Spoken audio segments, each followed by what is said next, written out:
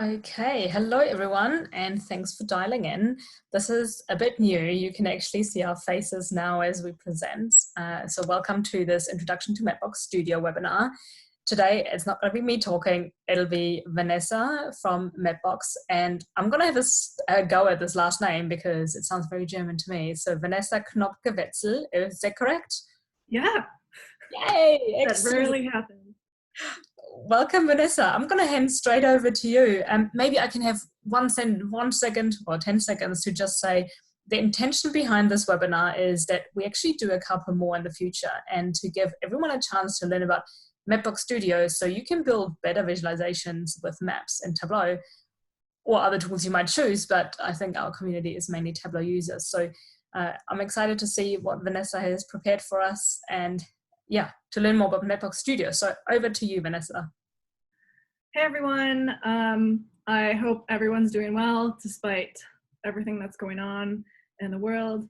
And before I really dive into Studio itself, I also just wanted to give a brief background about who I am, besides being a map designer at Mapbox. I've been a cartographer for a while, like 10 years, and I really enjoy analyzing and producing designs based off of data. So data viz is one of my loves and why I love teaching about it. I also founded Creative Carto, which you're free to always join in on Twitter or Slack if you have any questions about mapping things. I'm also an editor for the Atlas of Design. And in my free time, besides like volunteering for a bunch of cartographic things, you can find me lifting weights, running, or enjoying the outdoors. And feel free to chat with me on Twitter if you're on Twitter at Run for Funner. I post a lot of map stuff there, not really relating to the name at all, but I do. And then kind of diving into Mapbox, just for anyone who might just be a little less familiar. Mapbox crafts beautiful maps in Studio, which we'll be talking about today, and is a developer-friendly location data, APIs, and SDKs platform that allows users the freedom to focus on designing, building, and developing applications. Our open source tools let analytics companies understand big geodata, drone companies publish flyovers, real estate sites visualize properties, satellite companies process cloud-free imagery, and insurance companies track assets. That is to say, there is a very large variety of things you can do with Mapbox, including design. I'm going to be talking about the design part of Mapbox, which is Studio. And Studio is an amazing tool. It's a software really that is really powerful when it comes to custom map design. Before really diving into the details of all the customization that you can do, I also just wanted to give a brief overview of what the out-of-box options are that exist in Studio, because they're like great starting points for when you start making your own map. So if you haven't been in Studio before, it's a website and there's a bunch of different places that you can click around. If you are first logging in for the first time, you are going to probably see the account page first. And in order to get to that style/studio page that I was on, all you have to do is click in design in Mapbox Studio right here, and it'll take you to the Studio part. And you also can just change the URL. But just in case, if you are following along and you logged in for the first time. For the out-of-box templates that exist, all of them were designed with various things in mind, and they're, again, great places for you to start with customization because they all already have all the data layers that you might need in it to have a base map. Basic is the most used and is applicable to a lot of very general use cases, and you can kind of build it up or take away pieces as you want. What's new in the latest version of Studio is it also has a few more variations to give you different options in terms of the base map, and also just to show you the amount of stuff that you can do on your own and hopefully kind of give a little bit of inspiration if you're really looking to create your own custom design. Sorry, my internet might be a little slow. It's loading a little slow.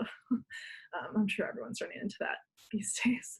And then monochrome is another template that we have that's out of the box. And like the name implies, it's all based off of one single color. And there are also 6 variations that you can choose from right away. But if you choose to go with monochrome, you can customize it and choose your own base starting color. And when you change one color, every piece of data changes across the map in terms of its color. So it's a really nice place to start if you really need to make something quickly and just to highlight some data on top and you don't have much time. Really all of these styles are pretty good for pulling out right away, but if you have a lot of data that you need to add, I do recommend monochrome right away just because you don't have to think so much about the large amount of data on the base map. And then streets, as the name implies, it really is trying to highlight streets a lot. It's similar to basic, but it has a little bit more detail, especially in regards to streets. It highlights motorways and trunks, in addition to immediately putting road signs on there. If you start with basic, you also can get the same level of detail. But if you really are looking to highlight roads, I recommend starting with streets first, which is also why it's named that way. And outdoors, also like the name implies, we really tried to get you with the names, you know. It really is great for outdoor use, great for apps where you're looking to really highlight the outdoors, of course. There are contour lines that you can utilize in addition to just a lot of thought in terms of creating a sort of green space feel with a general aesthetic. When you zoom out, it's definitely a little different than the other styles. Again, every single one of these you can customize and deep dive, which I'll go into a little later after I go over these templates. And then satellite streets is exactly streets in terms of data and how it's choosing to display stuff and the different visual hierarchies of the data, except the base map is satellite imagery rather than all the vector bases of the polygons like streets has. And then finally, we also do have out-of-the-box styles, both night version and a day version for if you are starting to use navigation and any in-app experiences and you really want to dive into that, you can use these, and it does have navigation built in terms of the back-end logic and code. And again, these are out-of-the-box styles, and were built by cartographers to really start you with that particular thought process in mind. So if you're wanting to customize your own map and really make something your own, you can start in any of these and change a lot of stuff and completely make it your own map in terms of color, typography, how you're displaying different kinds of data. But it also is really helpful to start with something that you think is similar to what your end use case is going to be. So then I recommend looking at like, oh, do I want something that's more outdoors or something that is highlighting streets? And you always can, if you don't want to think about any of that at all, you can start from nothing, from scratch completely, but just bear in mind if you're starting from scratch, you're going to be adding each data layer individually, which is what Studio also was like previously if you used it before. And to really dive into the level of customization you can do with the latest version of Studio, I'm just going to use streets as an example. So you just click customize to start. And if you've used Studio before and haven't clicked around much in it since December, you might notice that it looks quite different. And that's because the latest version of Studio is actually Studio Style Components. And what Style Components is a bunch of groupings or components that are abstractions around a group of related layers that provide sensible defaults and opportunities for customization by optimizing the most common property changes for styles and packaging them into simple user interface controls. What does that mean? That's a lot of stuff. Sorry, if I can very briefly jump in, I actually found it super helpful because I used Studio in the past and I was always admittedly a bit overwhelmed with all the options. I'm like, I don't even know what this means. So it's nice to have it nice and simple because from what I understand, you still have all the flexibility to change every little component. But if that's a bit much for where you're at, you can just start with the simple things, the defaults, and tweak at a higher level and then go into the weeds if you choose to. Is that right? Yes, exactly. The idea of components is exactly what you just said. It's to try to take away the complications of trying to build out the entire data set, which is a lot of data, and really trying to give you all the possibilities to quickly be flexible and design as fast as possible so you can get whatever data you want to display on the map on there and really focus on that rather than building the base map. And also, like you said, if you do want to customize it or design it in a very particular way, you can invest as much time as you want, just like you previously could. But the components really just allow you to quickly make changes. And the components are these layers over here.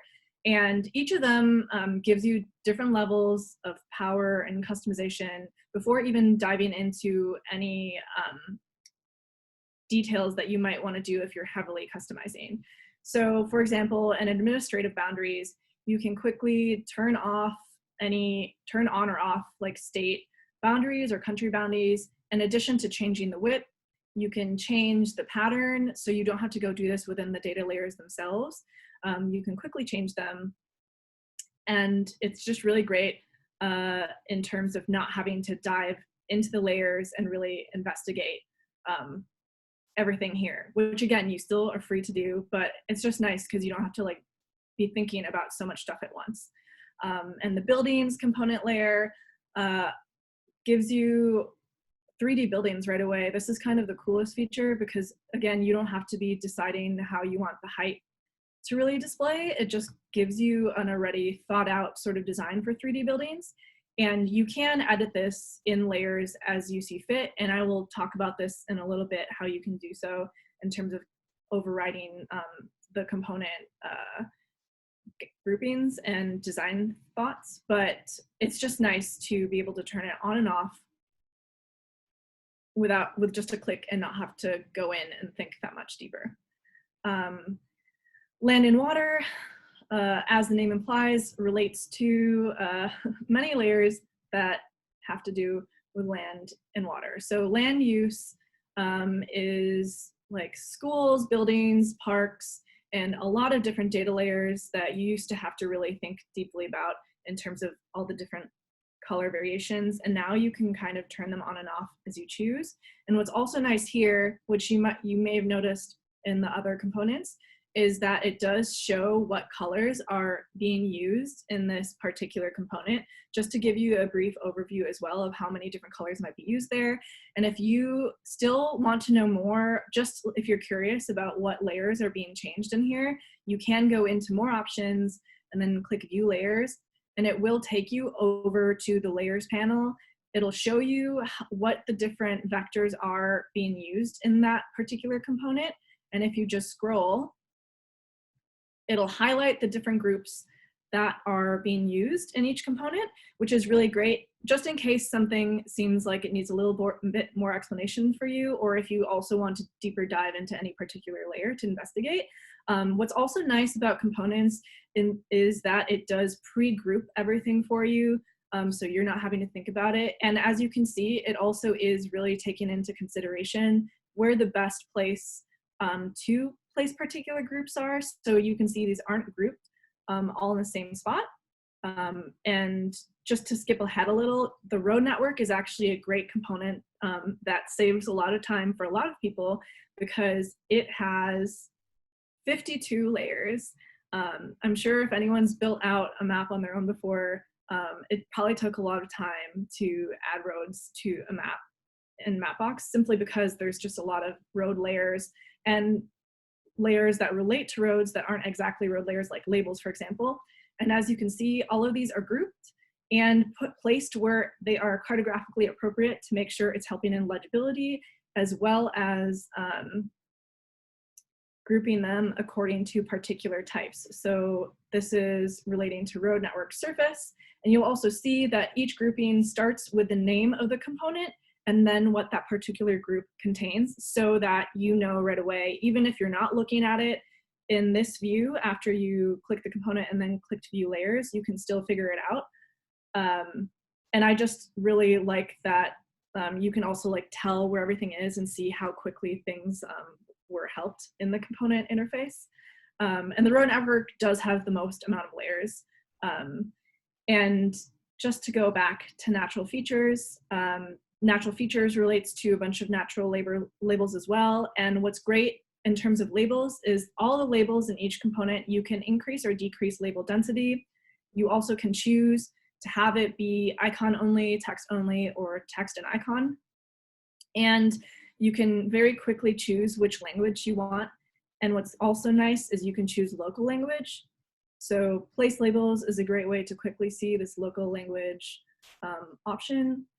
So when you zoom out and just quickly pan to see other parts of the world, you can see that they are in their local language. But if I switch it back to English, it'll quickly just display it as English. So again, you're not having to go into the data layers to make all these changes. Place labels unilaterally, so city labels, settlement labels, country labels, everything relating to place, all those data layers all changed at once just based off of that one click. And you can also hear in this, oh, sorry. Oh, it's really cool to see that, because in our community we have a lot of people in India and Southeast Asia, so I'm sure they would love to be able to display things in a way that anyone zooming around, you know, if they want to look at US data, they will see stuff in English, but if they then zoom into other countries, they see it in the local language. So thanks for pointing that out. Yeah, of course. And I also just wanted to show how the density can help, and like maybe the map you're making, you don't really want to focus that much on settlement labels, and maybe you don't want neighborhood labels. So it removes a bunch of labels, and it also will move around other labels based off of things called collision boxes. So because this is interactive in a vector-based form, it does move things around based off of what's adjacent, which is also really nice with vector use. I'm just gonna pull those back. And points of interest does the same thing with labels in terms of being able to change the language and the label density, and you can control it in a general way.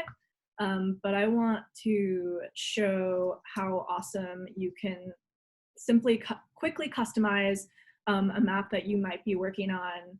Say you are just making a map for yourself, and I'm in DC, so this is why I zoomed into DC.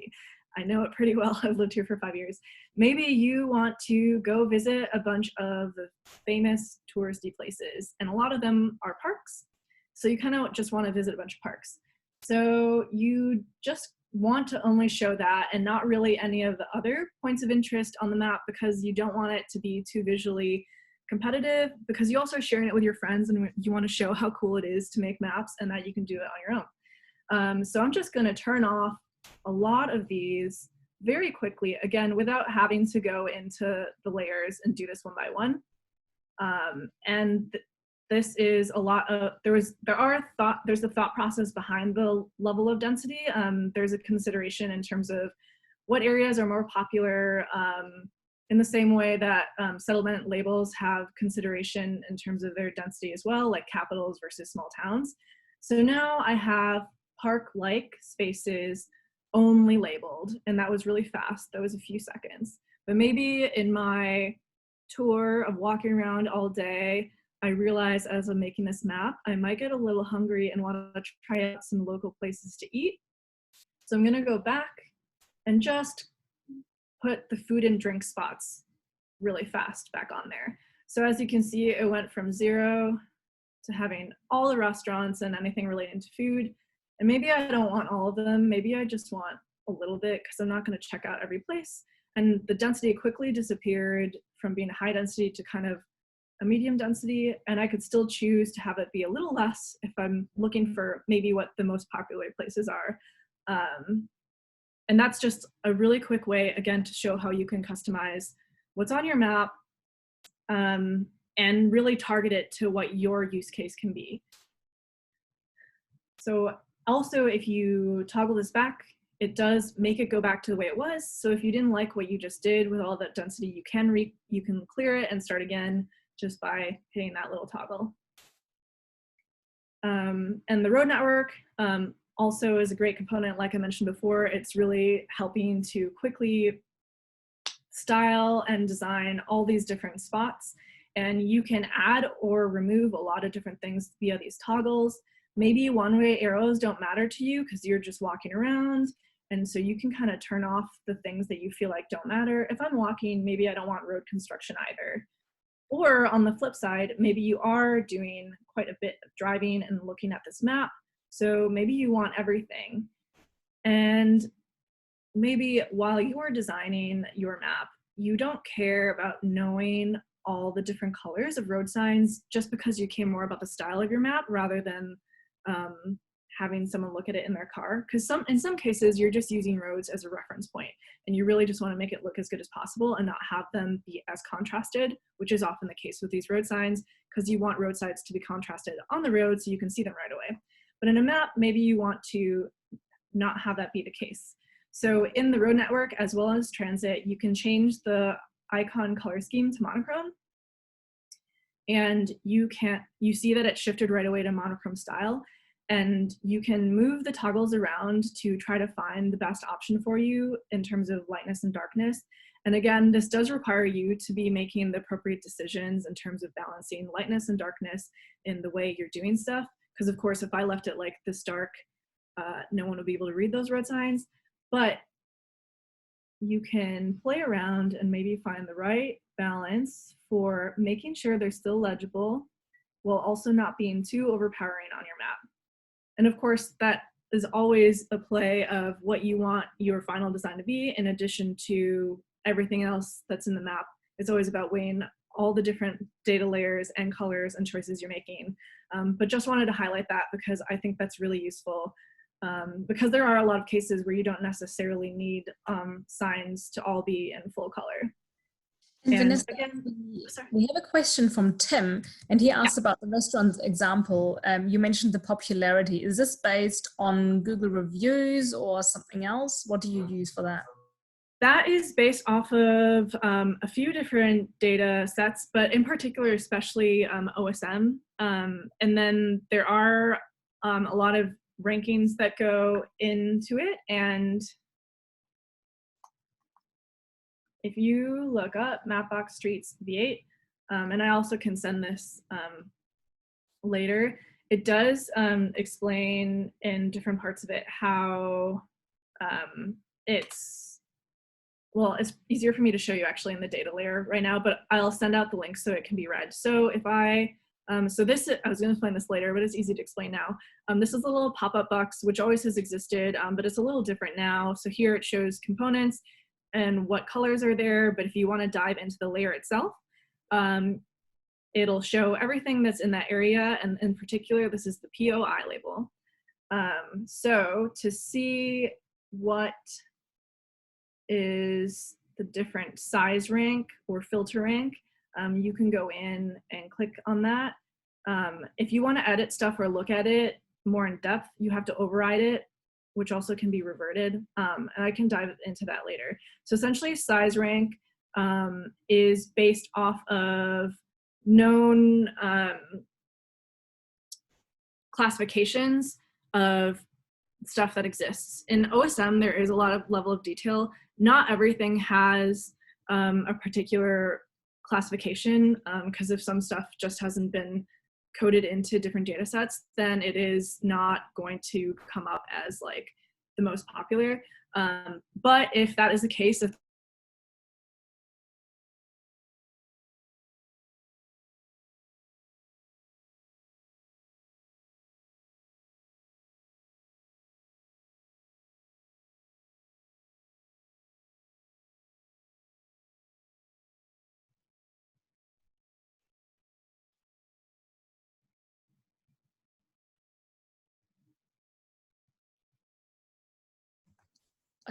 I hope you can still hear me because my internet connection is a bit wonky.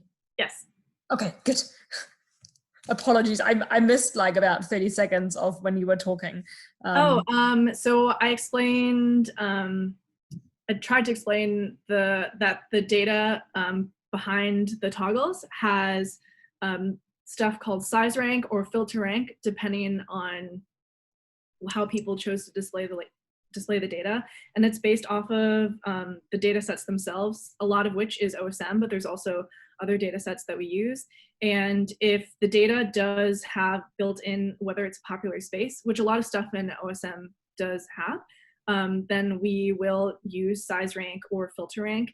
And Mapbox has also, our geodata team has gone into every piece of data that exists across these maps and really combed over most places, not all because that's kind of near impossible, but we've done a lot of quality checking and seeing what places seem like they should be more or less coming to the fore, because we do have a lot of people who are from different parts of the country, and we do talk to people in our quality checking of everything to see what people think about stuff. So to that end, for the most part, it's fairly accurate. And again, you can reach out and say like, hey, I think this should be a little higher in terms of ranking because of XYZ. That does happen as well. Excellent, thank you. No problem. Let's see. Okay, so I just went over road network, and then terrain is, as it implies, about terrain and stuff relating to elevation. So hillshade, you can quickly toggle on and off, and it does have styled properties, again, that someone already came up with and styled into this design. You can edit it within layers if you want, but this is just a nice sort of opacity and combination that works well with a lot of different colors. And you can turn cliffs on and off here. And I can't off the top of my head remember where there's some cliffs, but you also can look at the outdoor style just to see a lot of all these features used right away. And contours, you can turn them on and off. Say you're not starting in outdoors, but you want to turn contours on for whatever your use case may be, you still can turn that on. And transit, there's a lot of different options here, which is fantastic. If you don't really want to have a lot of transit labels, you can quickly turn stuff on and off here as a whole. So I can turn all the transit labels off, or I can do so individually depending on how I want to be showing stuff. Again, you always can go deeper into all of these things within the layers, but if you just want to quickly turn off bus labels, rail labels, and maybe you don't want ferries or airports either, but you do want to keep railways for whatever reason, you can just turn things off quickly. And again, you can customize the color of the icons here as well. And finally, the last component is dedicated to walking, cycling, and just a few outdoors related items. And you can, again, toggle these on and off. And for any of these, besides exploring where the layers are from by going to more options and view layers, you can dive into a particular, like if you just want to know more about what a particular toggle is, you can use that little info button to see what you're doing in case you just need a little bit more explanation. So that's a lot of stuff, everything, a combination of customization there would already provide something that's highly customized in your own map. But wait, there's more. You can customize the colors as well, and all the colors in this color palette relate to the components themselves. Just like the components are all kind of grouped together in a particular way, and there was a lot of thought behind it. That's also the case for the colors themselves. So one of the more powerful things about components is that when you make one change in the color palette, it often will affect many layers. This means that if I change this base color to something really dark, it's showing how it might affect other layers in some way. That doesn't mean it's necessarily affecting everything in all these components, but it is showing you that what is affected. So now that I changed the base to that color, there are other colors that changed automatically based off of decisions that our designers made to help with considering legibility against the contrast of whatever choices you're making. Essentially a lot of cartographic design thoughts that go into all these things. A great example, again, is roads. So if I change this to the darker orange, this is motorways and trunks, it changed the orange in motorways and trunks and then also made the trunks themselves a different color as well. And you can pull, like you're seeing me pull out these different areas. I can really deeper dive. And in some cases, some layers do have multiple color options. And if you want to see more, you can click on that layer and see what's changing because it might be a little bit more complicated. So this road motorway trunk does show that as you're zooming in or zooming out, the colors are being thought about at different zoom levels, and so they're changing. And that's why it showed up as a little bit of a dot form here. So I'm just going to choose a little bit of a lighter color. And I'm gonna also use roads again here, just because roads have the most data layers. So it's just kind of like a quick way to show. So I'm just going to change those to a lighter orange. And I'm going to decide that I just mostly want to showcase the roads in DC because I think they're real cool. So I'm going to kind of make everything else in the map recede. So I want the base to be a little lighter, I think. I'm going to try to go for a light gray, maybe white. And then I'm noticing as I look at the map that the roads have a little bit of gray there, right? So I'm going to use that little pop-up I showed before and see what is being controlled here in terms of colors. So I'm seeing in the color palette that the base is underneath where I clicked, the roads are there, and then the color I want to change in the color palette is this little road outline. So that obviously looks terrible because it's heavily contrasted, but that's a nice confirmation that that's what I wanted to change. So I'm going to maybe make it a darker orange to make it kind of analogous. I feel like that's a little too dark, a little too hard for the eyes still. So maybe that seems good to me. It's contrasted enough where I can tell that there's an outline and kind of highlighting the road, but not too contrasted where it makes the map hard to read.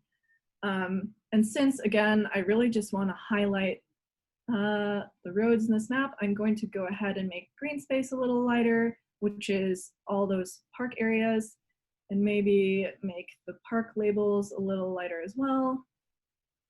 And I don't really care about a lot of the labels on this map. So I'm going to go, and there's a little icon next to these layers. So I'm just gonna use that to turn off that entire entire component, which is turning off all the layers of that component. And I don't care about buildings either. I really only care about roads. So that quickly, the map's already pretty customized and really removed a lot of clutter that was relating to what I wanted to be doing. But I still am not happy about these road labels. I feel like maybe they're a little too big. So I'm gonna go into this little typography space right here. It's a typography palette, I suppose you could call it. And in here, it shows all the different groupings that these layers have and how they relate to each other. So if I change the points of interest grouping, let me turn that back on in terms of the components. If I were to decide that I wanted these on my map and wanted them to be important, I can quickly make them bigger. Or if I want to still have them on the map but diminish them a little, I can make them smaller right there. I also can make it all uppercase, which maybe isn't a great idea for points of interest just because there's a lot of them. And none brings it back to the state it was before in terms of the text aesthetic. But you also can change the font. So maybe having it small and having it a little bold allows it to be legible still, but small. I also would be really careful though, in terms of all these, the amount of capability you have to customize things doesn't mean you need to customize every layer. So especially with typography, while you can customize a lot of stuff, I would make sure that you're staying within using only maybe 2 or 3 typefaces max. You really can make a really good map even with just using one font across the entire map. Because within a font, you can use the regular font, medium, bold, italic. You can use size differences to create a visual hierarchy as well. And with the addition of being able to text transform stuff, so uppercase, that also helps a lot. And being able to change color also creates different visual hierarchy. So I also just wanted to point that out because I think often, and as well as the color palette, just because you can do everything doesn't mean you have to for design, just to highlight that. to avoid making ugly maps, I guess. I'm gonna go ahead and turn off these point of interest because again, I don't really want them on here. And I want to make these road labels smaller, I think. That'll make me happy. A little bit smaller. I kind of like that a lot more. But I'm wondering if maybe I should just change the color, because if I made it maybe a darker orange instead of a black, that would still be contrasted, but it might help a little to make it match the road it's on top of a little bit more. Because at this point, I just want to make a prettier map as a backdrop maybe for some data and less road focused for navigation. So I'm going to check in the color palette if there is something that can help me here, because there are other options that you can add, and you also can remove items. So I don't need this hospital color right here, and I also don't need schools, and I also don't think I need transit really to be any particular color. When you remove stuff from the color palette, it's not removing it from the map. What it's doing is it's just removing that automatic color choice that it had set. So now all the color relationship still exists, but it's just going based off of the map's base color. And the map's base color is in this color palette. So now the schools and hospitals and whatever else I just turned off are all based off of this base color rather than the colors that they were. And I can add those back in. But again, I was looking for road labels, so it does look like the color palette does have an option for me to quickly switch the road label color. And I'm just going to hover to make sure I'm choosing the right one. Oh, I might have removed it actually. Sorry. Yeah, I removed it. So the road label, I want to make it just a darker orange. And I don't know if you can tell, but before it was kind of more of a black. So that's a little, obviously very legible, but I just want it to be contrasted enough to be legible, but still kind of blending in.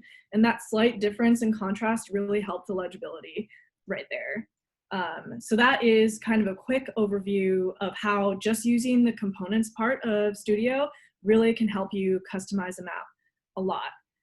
But I do want to dive into the layers bit because that also is important. And here you can see that everything that I turned off in terms of the eye is also immediately has been turned off but not removed. So maybe I'm going to turn natural features back on, and perhaps I just am not happy with this blue, and I really love the tidal basin and other similar bodies of water. So I'm going to use that little clicky, this pop-up investigation tool.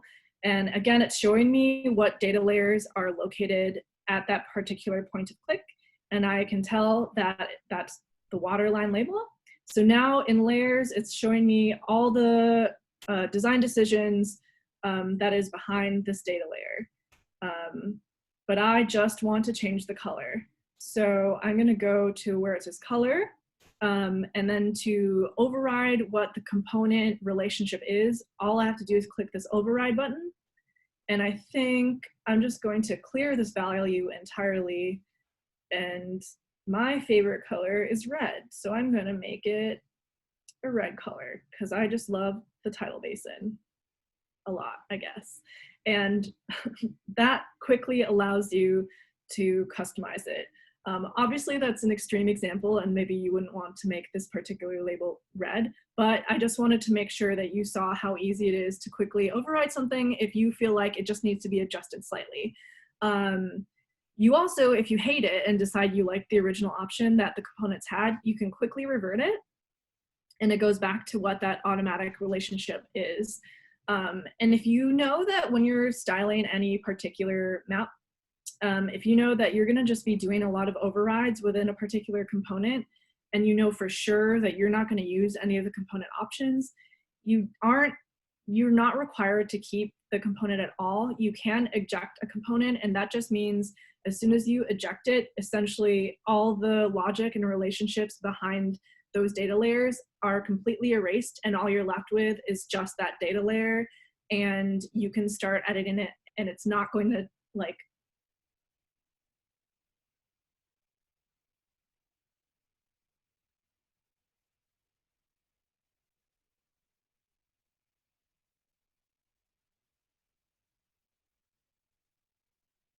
you are unsure if you'll ever want the component possibility again, and you think you might, I do recommend doing overrides versus ejections, because you can revert an ejection. And finally, I did just want to quickly highlight some other ways that you can add custom options in Studio. So you can upload your own fonts here, and then you just would have to quickly go into the layer and go where the font area is, override that, and then choose whatever font you want to add. As soon as you upload it here in this little window, it's then part of your font library. Same for this little image menu. You can upload a custom symbol or pattern, and if it's a symbol, you can add it in that little icon space. And if it's a pattern, then you want to make sure you are choosing a polygon layer, and there's a little option for pattern, and you can upload it there. And most importantly, if you want to share the map, you do need to publish it to save it, like so. And then to share it, you click share, and it shows the multiple options in which you can share. So this is the link option for sharing. So then it's just gonna immediately show my map, and I can share this anywhere as a link. But you also can copy the style URL or the access token, and the style URL is really useful when you're using it in different applications. I imagine in Tableau, the style URL and style ID can be used if you are doing a little bit more coding. And that really is the summary of what I wanted to talk to you today about design in Studio. Thank you so much, Vanessa. That was really cool to see, because I imagine that other people probably are at the same level as me, as they've used Studio, but they never really were sure what they were doing. They kind of just, I kind of just wing it. I hit and I hope for the best. So really appreciate this intro. And what I'd love to do is for people to actually connect with you on Twitter. Maybe you could you bring up your Twitter account so they can see the handle again? Well, yeah, it's on there somewhere. Yeah, Run for Funner. Because what I want to do is, as soon as the recording is ready and we're publishing it, to actually give people a challenge with a data set we used for Makeover Monday last year that has nice geospatial data for Berlin, to actually just, based on what they learned today, create a map. So they don't need to do lots of analysis, but just create a really cool map background to go with the data that we have there, so they can apply straight away their new knowledge. Yeah, that'd be awesome. Yeah, so I would like them to, tag you in it, so that you can also definitely. Maybe we can come up with a hashtag for it. Oh yeah, maybe Vanessa's mapping challenge or something like that. Maybe it should be shorter, just to make sure. I mean, it could be. It could also just be built with Mapbox. But the hashtag already exists. Yeah.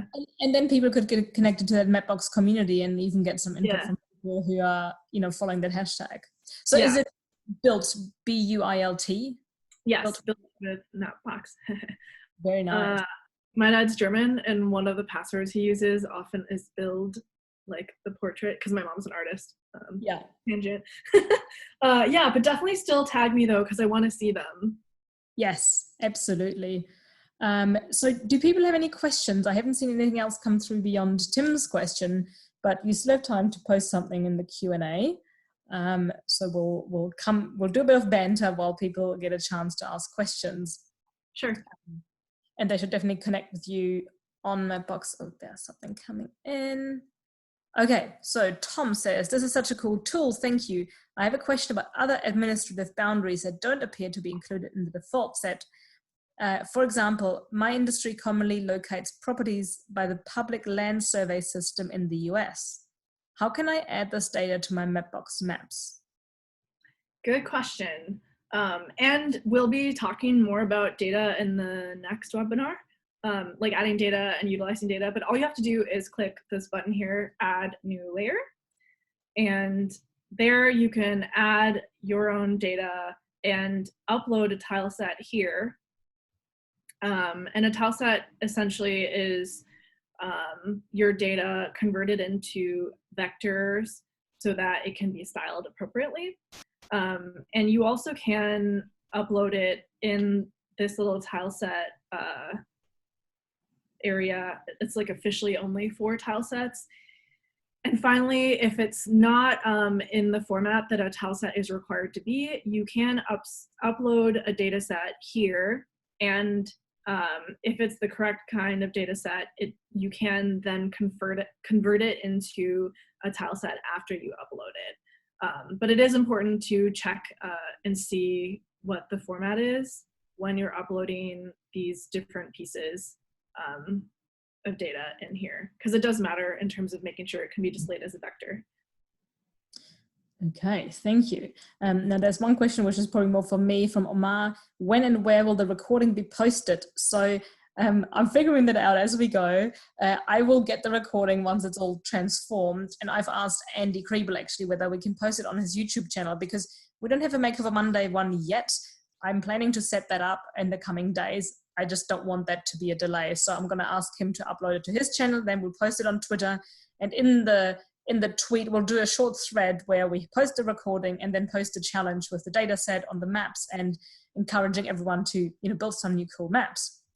And there's another question: where do I begin? How if I'm a newbie to this whole concept, and what's the effective way of using Mapbox and Tableau? So maybe I can start answering that question. My suggestion would be, if you go to Mapbox Studio, start with one of those different default styles. Maybe Vanessa, you can go to those. So the ones that Vanessa showed, there's 6 different ones that are already designed for you. And when you choose one of those styles, you can then hit the button of, I think, is it export or save something? Yes, it's under the share menu. It is share, and then there's download. Oh, and well, actually for Tableau, if you go to third party, it's super easy. So if you go to share and then under third party and the developer resources. So if you could, and then under the drop down, you can select Tableau. And then in Tableau itself, so maybe, so there's an integration URL, and I'm going to bring up Tableau, and maybe I can do a quick screen share from my side. Let me quickly bring this up. I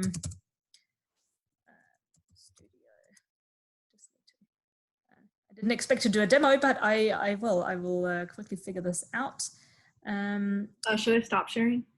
And not yet. Bear with me. I'm just going to. Okay, and I have Tableau up on my screen. I'm just going to use. I just want to kind of.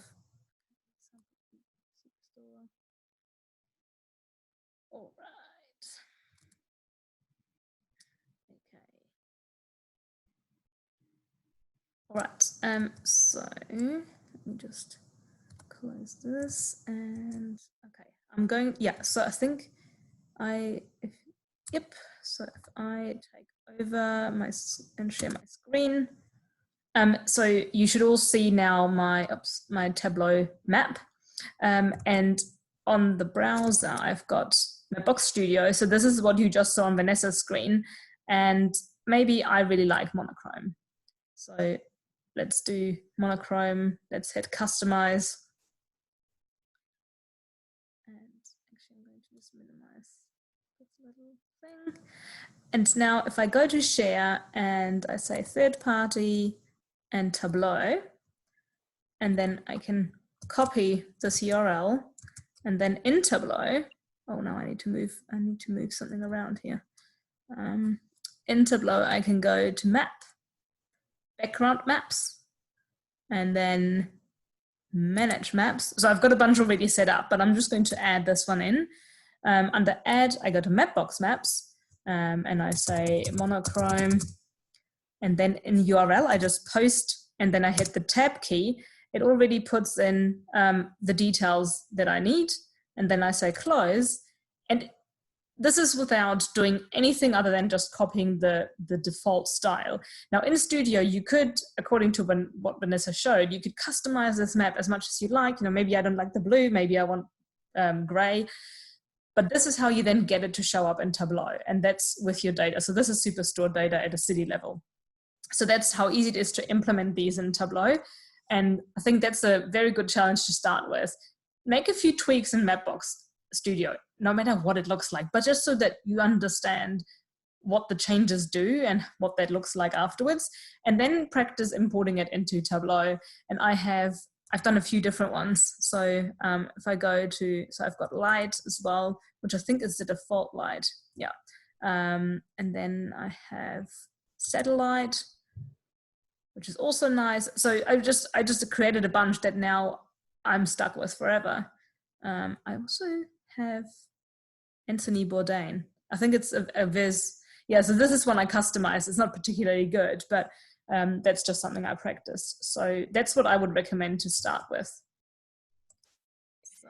And always feel free, especially in terms of cartographic design, if you have Twitter, feel free to tweet at me or email me, because I am the biggest cartography nerd and I really enjoy talking about design decisions and how to make maps better. So yeah, that would be amazing. Thank you for that suggestion and for that offer to our community. So I'm just going to check. There was one more question. Oh no, that was the question answered. So that's great. And I'm just quickly checking if the chat, if there's any more question. Oh, I want to read this one out from Tim. Thanks for putting this together. Very helpful. Likely beyond the scope of this webinar, but we quickly put together a tool for volunteer medical students to help healthcare workers with urgent childcare needs so they can keep fighting the virus. Any suggestions or feedback from people with more maps experience would be greatly appreciated. Okay, so Tim posted a link, and maybe Tim, you could actually maybe tweet this out, because then more people see what has been built. And if you tag Vanessa in it, then she could have a look, and maybe you can start a conversation there. Yeah. Excellent. Anything else from you? Or so I think maybe in terms of the next webinar, we haven't scheduled it yet. I think the virus has completely, put everyone into a bit of a chaos. We will figure this out. I just want to make sure we have the right platform. We have a bit of a schedule that fits with everyone, but we are committed to bringing you more mapping goodness.